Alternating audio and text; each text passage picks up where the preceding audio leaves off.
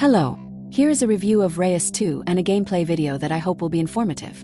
Having played about 100 hours in Reus 1, there are several things I like about Reus 2. 1. The removal of the time limit, which usually resulted in spamming pause and aurora from the ocean giant just to make your giants move faster. This allows for a more measured pace to the game and more opportunities to check out your planet as it develops. 2. The introduction of the multiple biotica rows allows for more combos to be set up as compared to the single row in Reus 1. 3. The wider variation of titans and leader types, which keeps the game interesting over a longer period.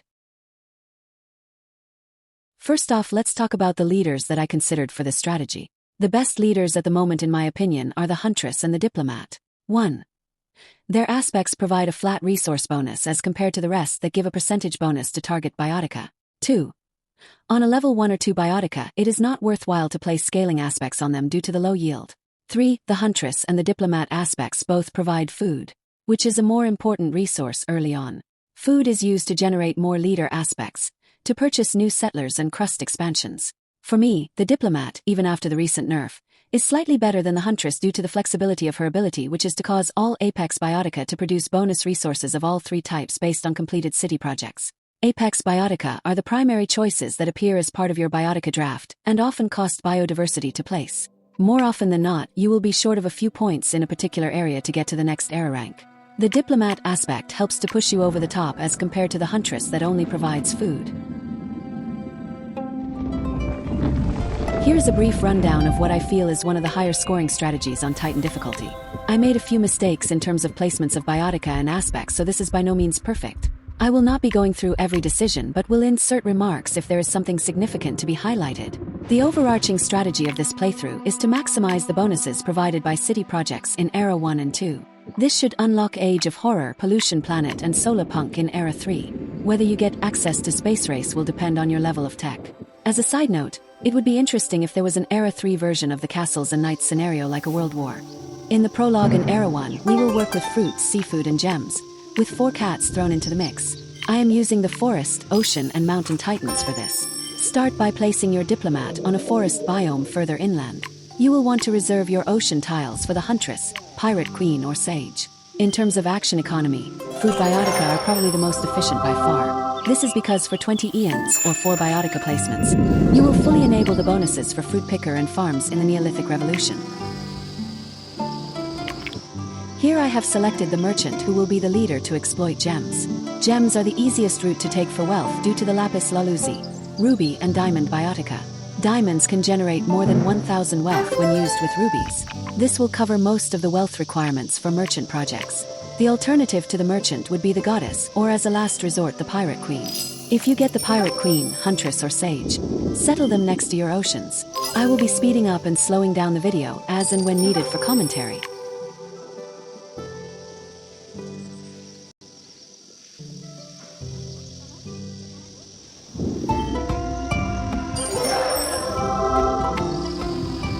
Here I was considering taking the miner to buff my tech score, but my priority was to settle my coastal areas first.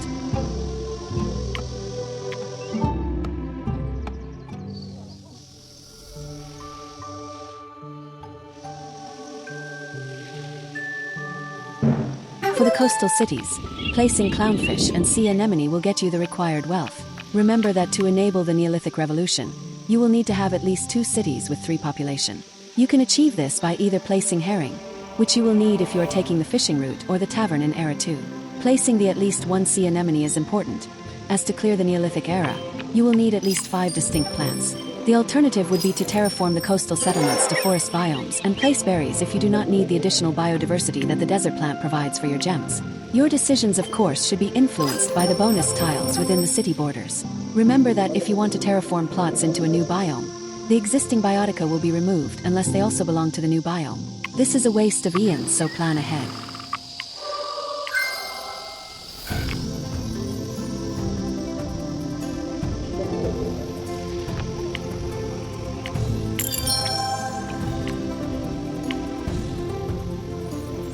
Sphagnum moss is one of the better micros to place in the oceans due to its adjacency bonus with fish, worms, flies and drone beetles that provide plus 20 to their respective resources, can be used to get the last remaining points required to complete a project, or to increase prosperity score.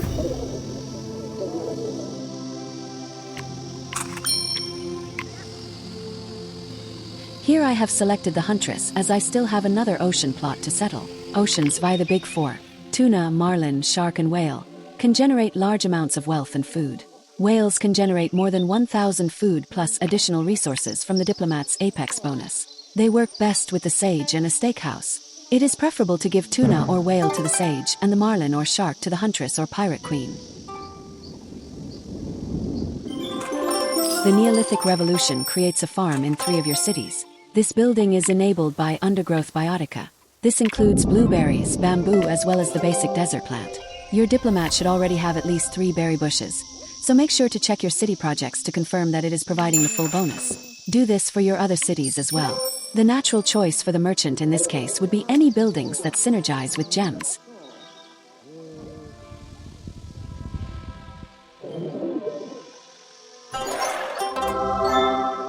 The initial draft options for each biome are always the same. Your first 3 drafts should be as follows, in no specific order. Pangolin, lapis lazuli, tuna. Pangolin is a cheap and versatile animal that when combined with a diplomat spirit bonus, grants a lot of resources for a tier 1 biotica. More importantly, it comes with bamboo, which is an undergrowth plant, as well as a domesticable cat which will be used in Era 2 with the breeder building. Lapis lazuli comes with 2 other unique gems to enable the diamond and ruby in Era 3. It also provides a significant amount of wealth on its own when adjacent to other gems. Tuna is the food equivalent of lapis lazuli that combos with the fish or animal-related buildings.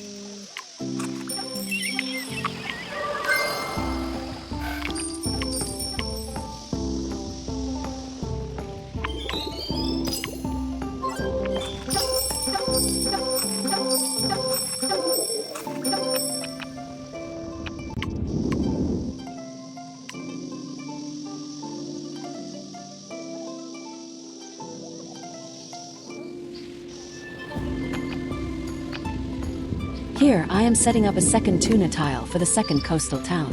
You may not have enough biodiversity to support it in Era 3, unless you expand your ocean borders, as you will be placing both the shark and whale, so you can swap it out in favor of another biotica later. In Era 2, you can replace it with the marlin.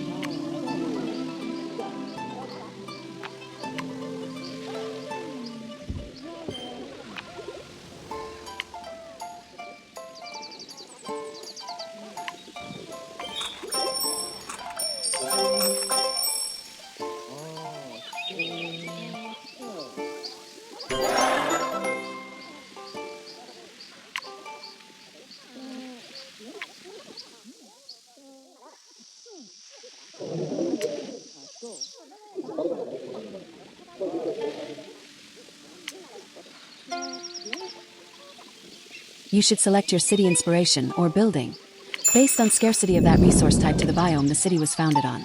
Here are some things to consider when choosing in order of importance. 1. How easily are the inspiration requirements met?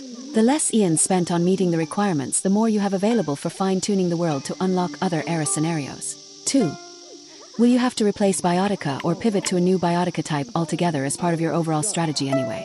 An example of this will be shown later with the diplomat. 3. What is the maximum yield of the project compared to the rest? Usually the difference is 1 to 2 resource levels in the earlier eras and greater than 2 in the later eras. Remember that the bonuses gained from city buildings are permanent once you cross the era. This means some of the biotica can be replaced.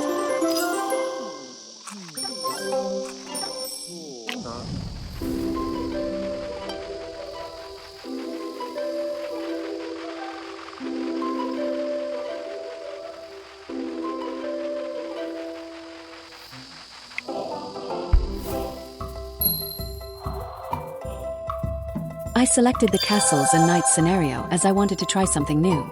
Technically, the revolution scenario is easier to clear as you simply need a good apex predator draft to synergize with a scenario building. In this particular instance of castles and knights, the diplomat needs population, the merchant, wealth. The tougher one would be the pirate queen who needs tech. The diplomat got the red fort, which needs herbivores, though I am planning to skip this. The pirate queen's blue fort needs biotica with the construction tag, which can be drafted. And the yellow fort needs gems, which the merchant already has.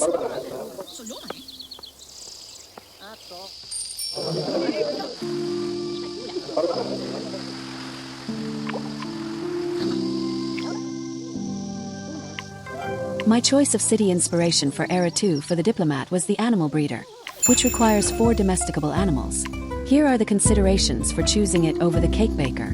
1. To enable the cake baker fully, I will need to spend 10 Eons and 2 additional planet slots as compared to the breeder, where I can simply replace some, if not all of my berry bushes with palace cats, which came with a pangolin at 1 Eon each.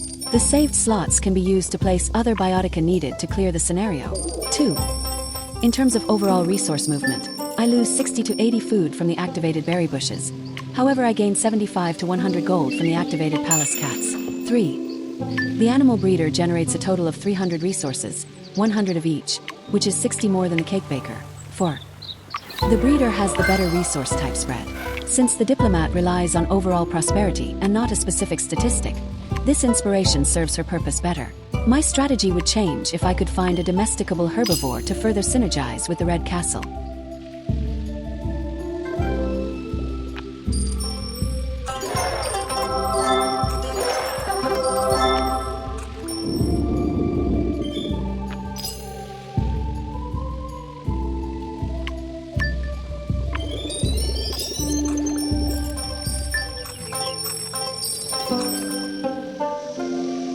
Food is usually not in short supply if you are exploiting ocean tiles. In this case, I chose the tavern for the gold output. It should be obvious, but fishes also count as animals.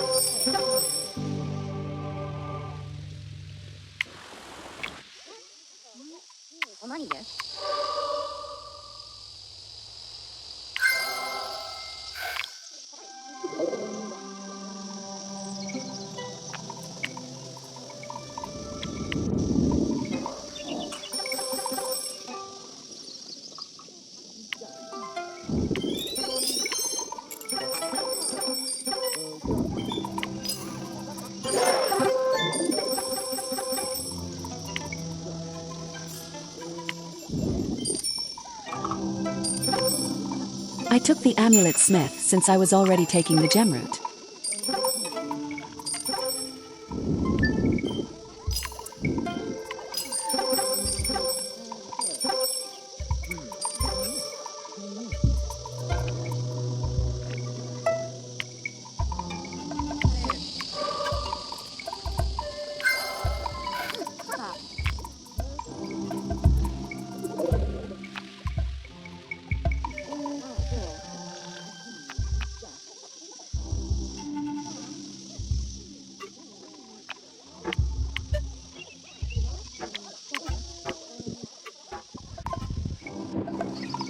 Here I terraformed the tiles around the Pirate Queen so that I could place construction biotica which were needed for the Blue Castle. I made a mistake here as I forgot that the Blue Castle required distinct construction biotica, which meant I should have drafted. I wasted around 25 Eons because of this.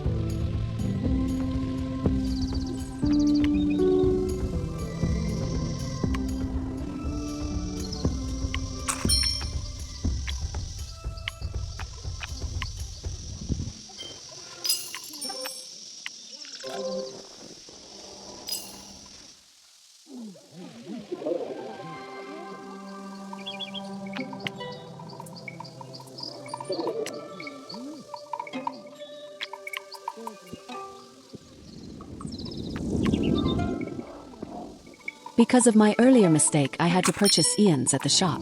I also had to spend an inordinate amount of time trying to fix the mistake with micros.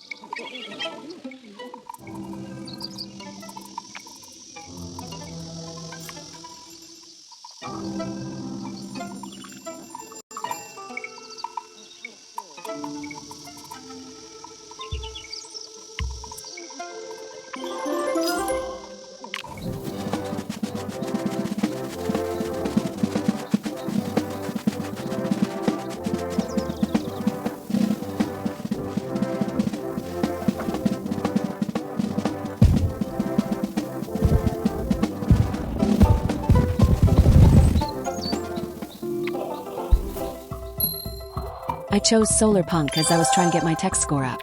I was attempting to reach 200 levels in all resources. Food and wealth were not an issue. Choosing Solar Punk gives a single city a building that generates tech for each food for plants within city borders. In this run I managed to get it up to 937 tech, but this would be a lot more if I had focused on plants.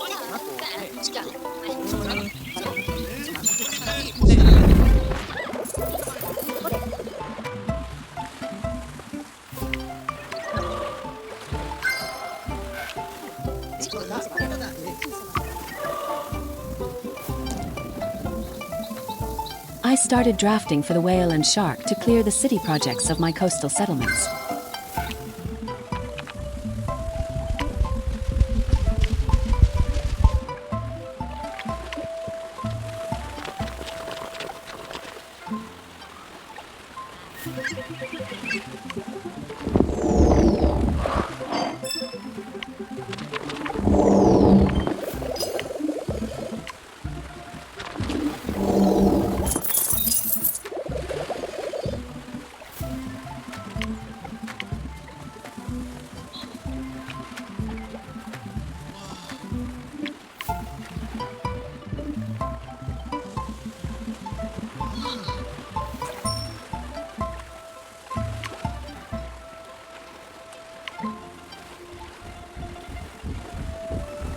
When you upgrade a plot, the biotica on it will disappear, but their output will be stored on the tile.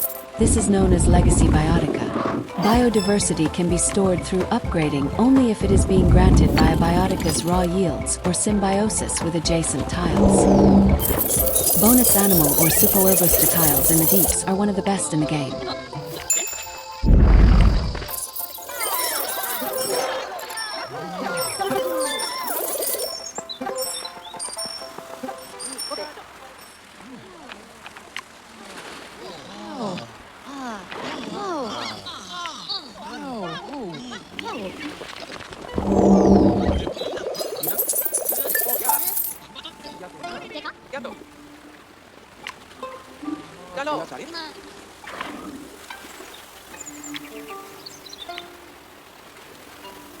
I had to get rid of the tuna to free up biodiversity for the whale. The whale tile alone generated 2,000 food with the steakhouse.